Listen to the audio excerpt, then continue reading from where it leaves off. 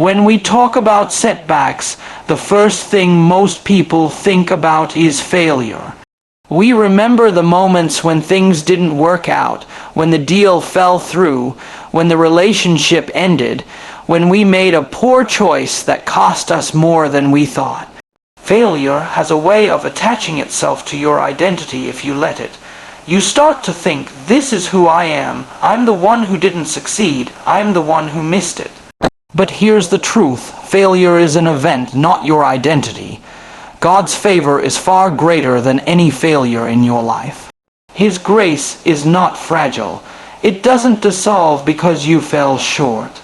In fact, His favor often shines brightest against the backdrop of your failures, because it shows the power of redemption, the beauty of restoration, and the depth of His love.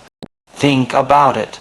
Some of the greatest figures in history, both biblical and beyond, experienced setbacks that looked final.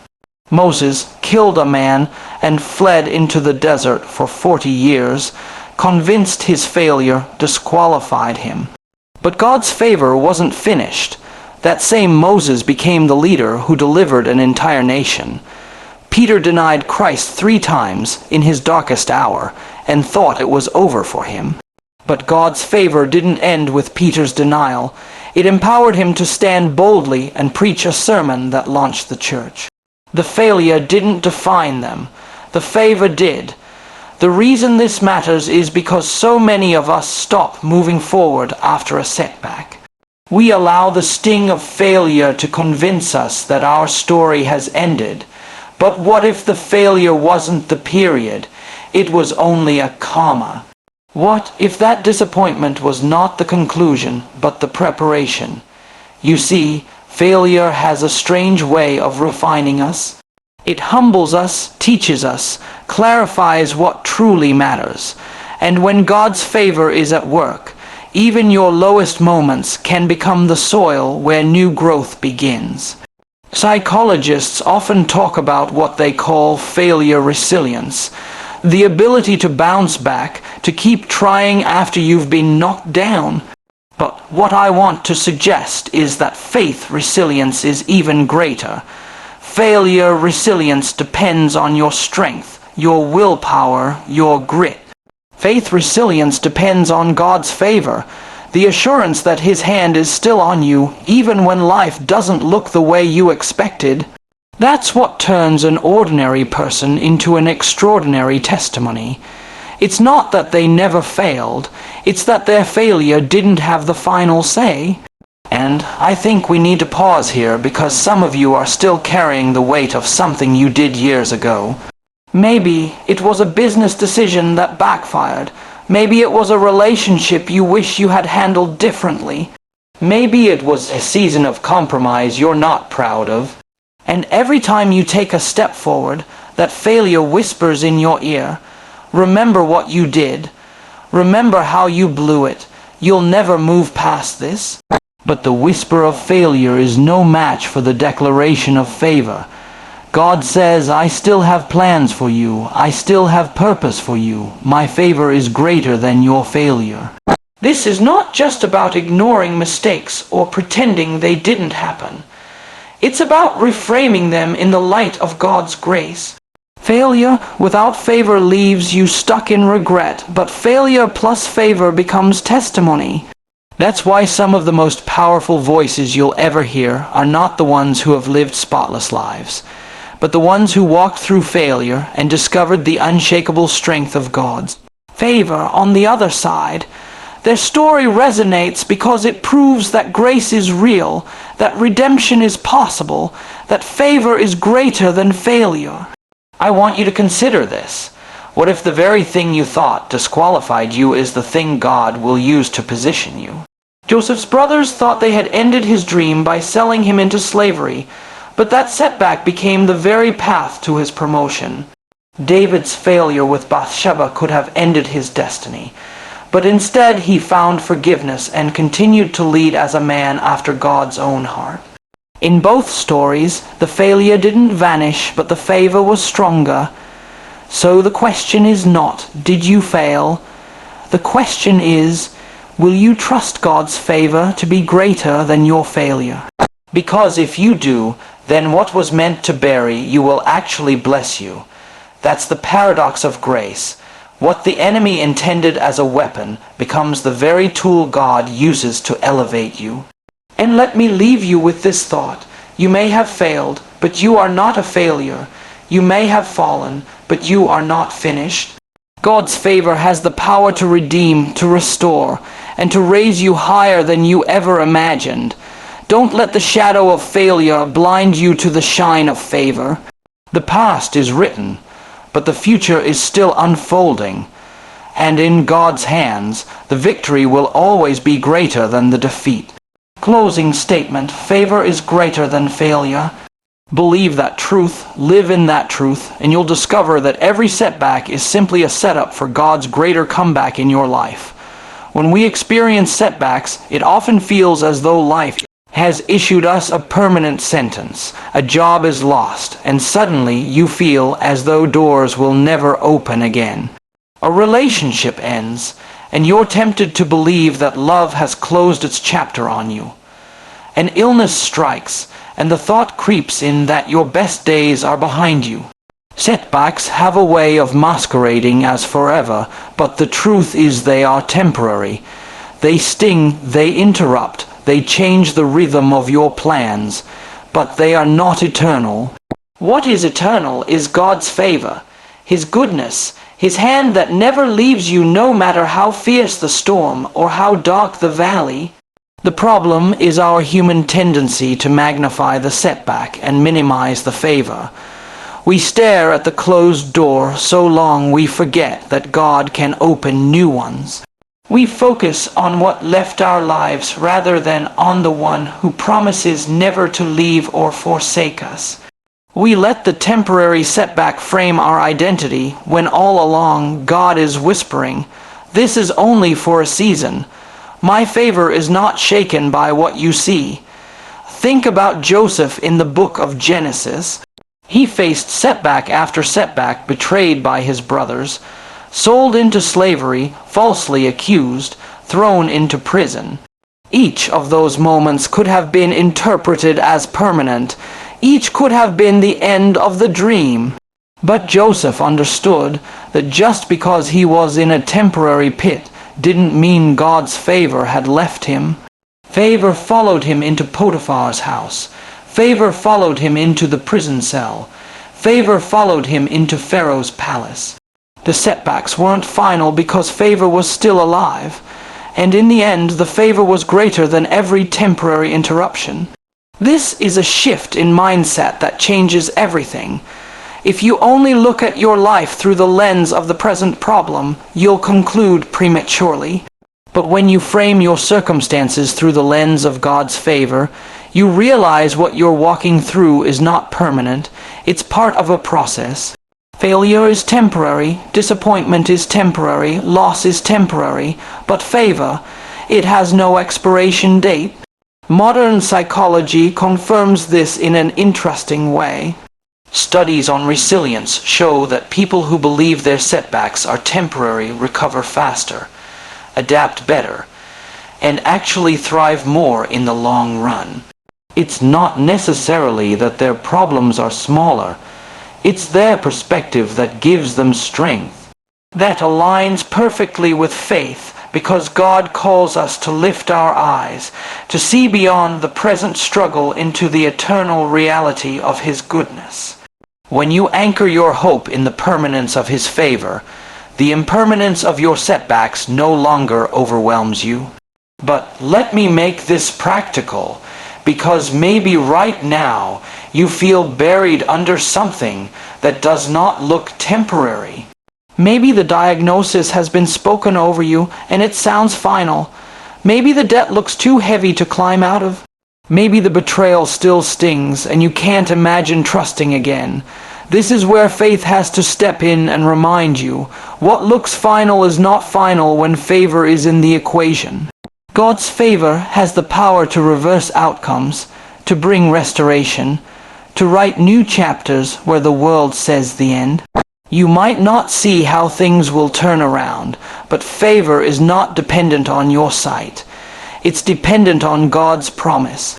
You don't have to know the details of how He will do it. You just have to know He is faithful.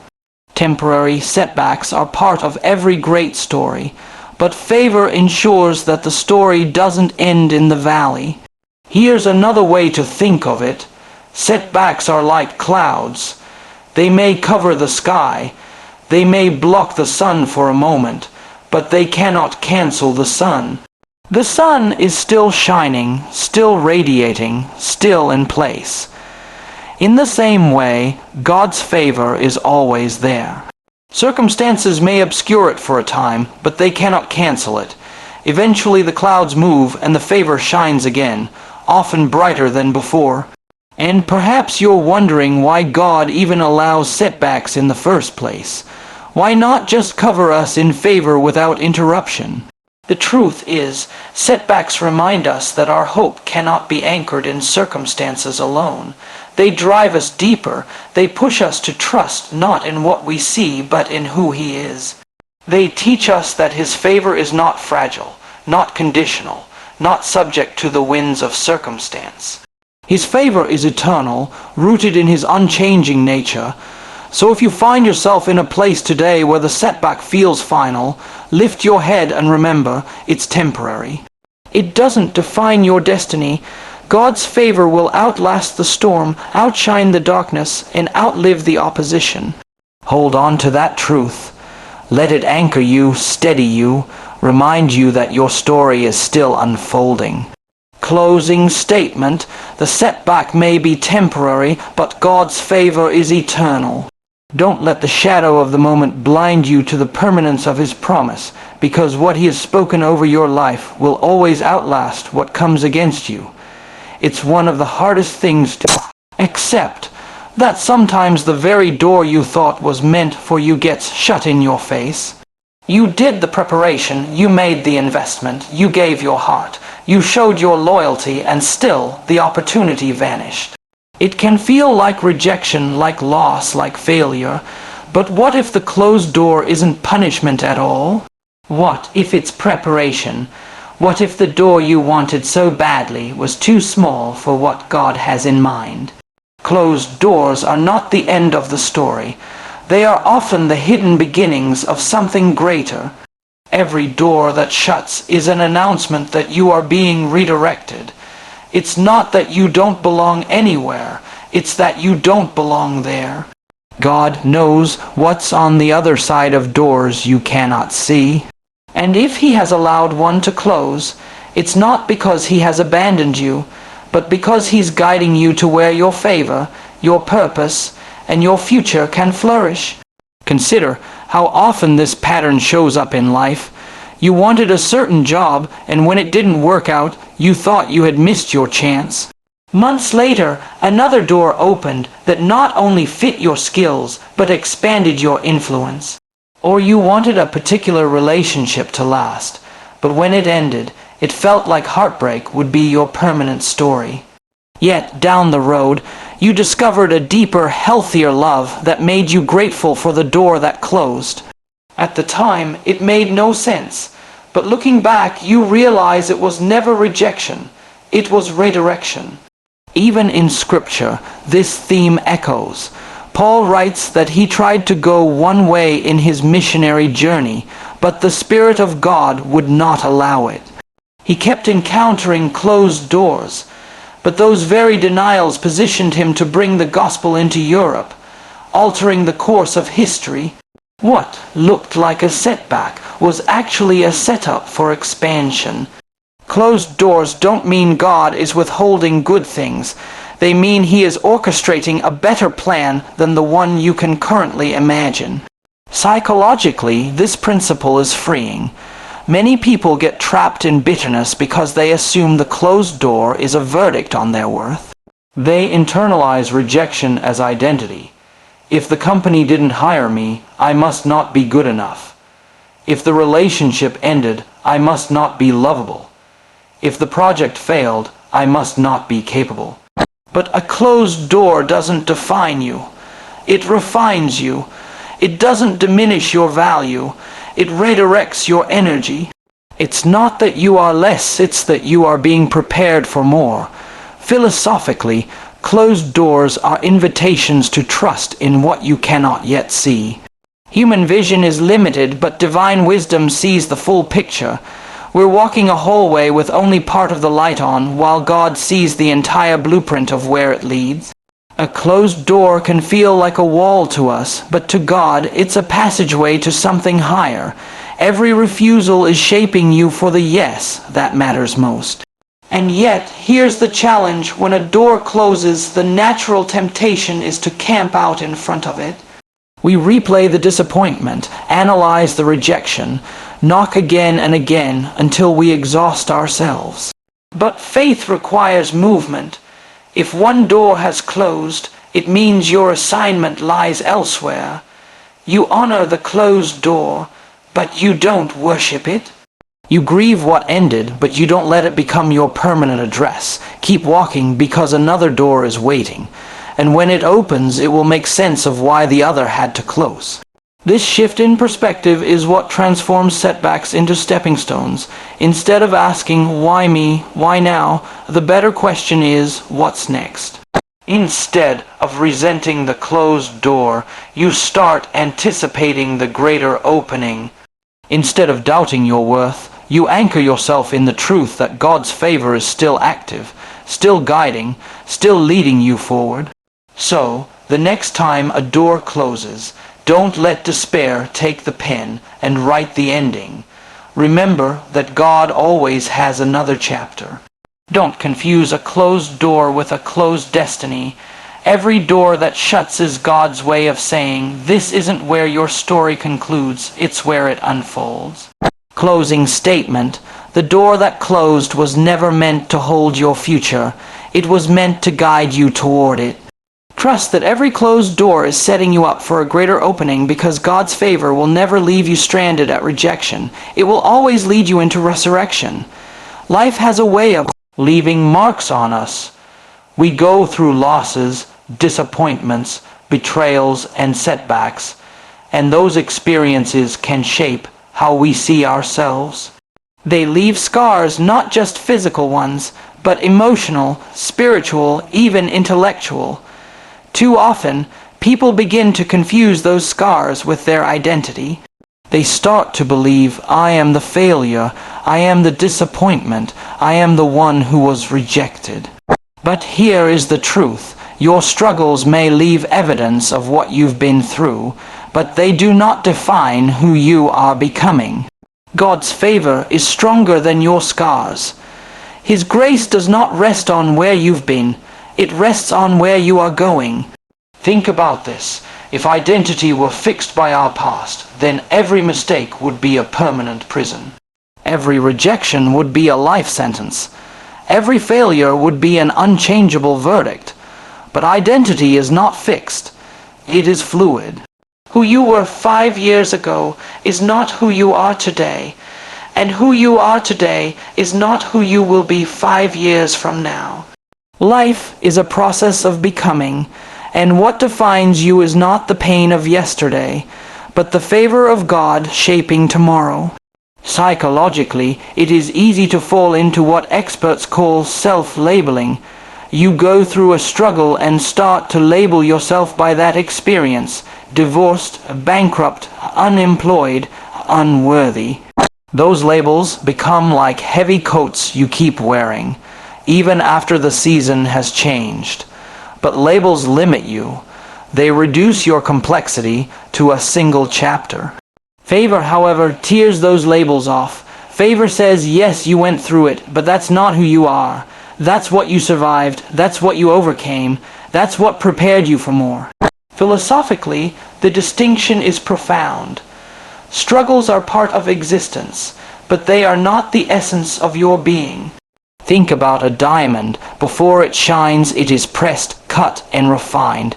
No one defines the diamond by the pressure it endured. They define it by the brilliance it reveals. In the same way, your struggles are not your identity.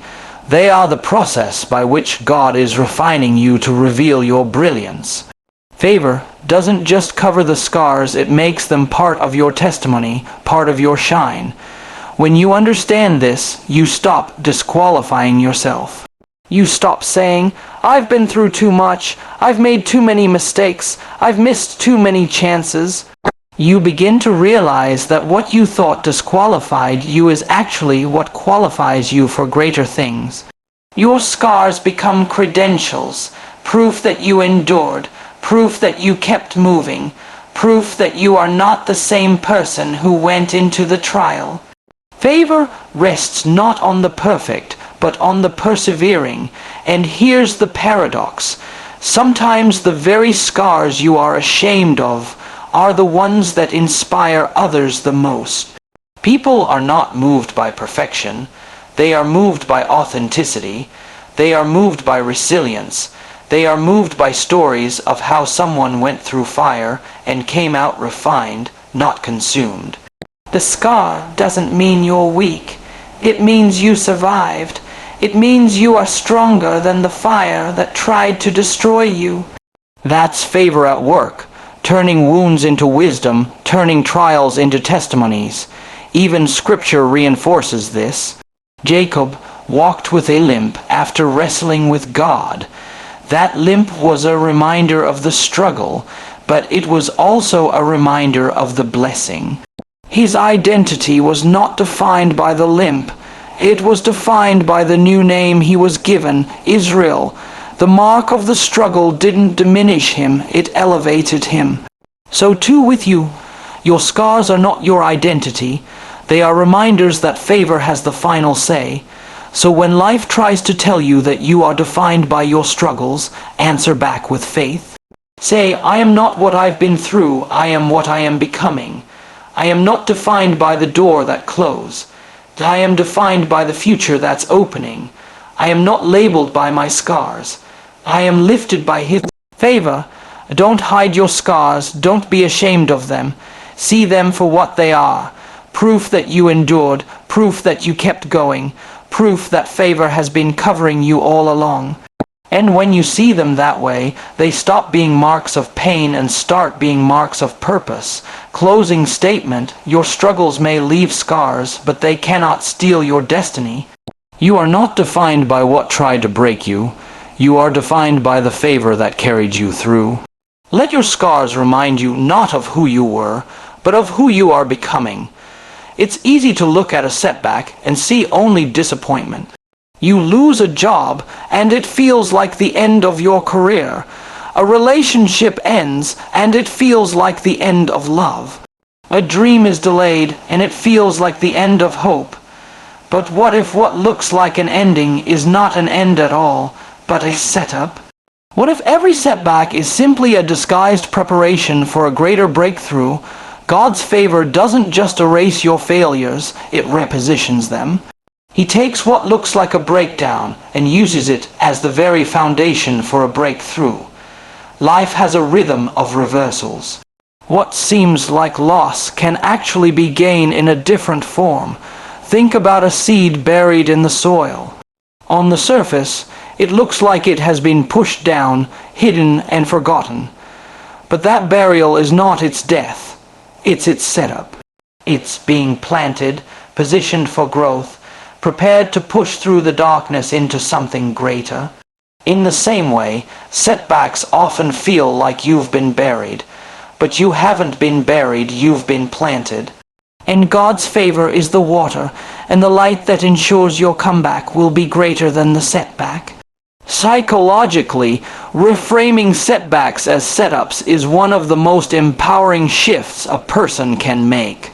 Instead of internalizing failure as permanent, you begin to see it as preparation. Instead of asking, "Why me?" you begin to ask, "What is this teaching me? Where is this taking me?" That shift changes despair into determination. It allows you to hold on to hope when circumstances give you every reason to quit. Philosophically, this principle goes deeper. Life itself is dialectical. It moves through tension, through opposites. We only know the meaning of triumph because we've tasted defeat. We only understand joy because we've walked through sorrow. Opposition is not outside of life's plan. It is embedded in its very structure. Without setbacks, there would be no setups. Without resistance, there would be no growth. Favor doesn't bypass setbacks, it uses them. It takes what was designed to diminish you and turns it into the very soil where your greatness takes root. You see this reflected in the lives of people we admire. Think about inventors, leaders, visionaries. Almost every great story has a chapter of failure before the breakthrough. Thomas Edison famously said he didn't fail. He just found thousands of ways that didn't work. Those failures weren't wasted. They were setups for the discovery that would eventually light the world. Or consider someone like Joseph in Scripture, betrayed by his brothers, sold into slavery, unjustly imprisoned, setback after setback. Yet, every one of those experiences positioned him for the day he would rise to power in Egypt and save an entire nation from famine. If you had looked at his life in the pit or in prison, you would have seen defeat. But heaven saw setup. The same is true for you. The setback you're facing right now may feel final, but favor says it is not. That disappointment, that delay, that detour, it may just be the very path that leads to your destiny. Sometimes God allows doors to close, not because you are unworthy, but because He is aligning you with something far greater than you imagine. The job you lost may set you up for a career you never thought possible. The relationship that ended may set you up for a deeper, healthier love. The failure you endured may set you up for a wisdom and resilience you could not have gained any other way. But here's the key: you have to choose how you interpret the setback. If you see it as a dead end, you'll stop moving. If you see it as a setup, you'll keep pressing forward, even when you don't yet see the outcome. Faith is not denying the pain of the setback. It's believing that the pain has a purpose. It's trusting that what looks like loss today is creating the space for gain tomorrow. Even scars can become setups. That painful chapter in your life may be the very story that empowers someone else. Your testimony may be the key that unlocks hope in another person's heart. The very thing you thought disqualified you might be the reason God can use you so powerfully. So don't despise the setback. Don't let it convince you that your story is over. See it for what it is. A setup for favor to shine brighter, for your character to grow stronger, for your future to rise higher. Every seed that looks like it's been buried is secretly in position to break through the soil. And when it does, no one will question whether it was worth it.